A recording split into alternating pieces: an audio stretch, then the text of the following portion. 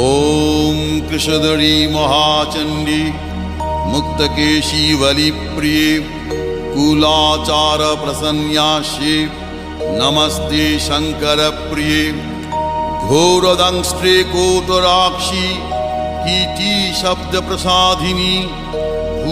घोर रवास्फारे नमस्ते चित्तवासिनी बंधुका पुष्पशंकाशे त्रिपुरे भयनाशिनी भाग्योदय समुत्पन्ने नमस्ते वरवन्दिनी जय देवी जगद्धात्री त्रिपुराद्ये त्रिदेवते भक्तेभ्य वरदे देवी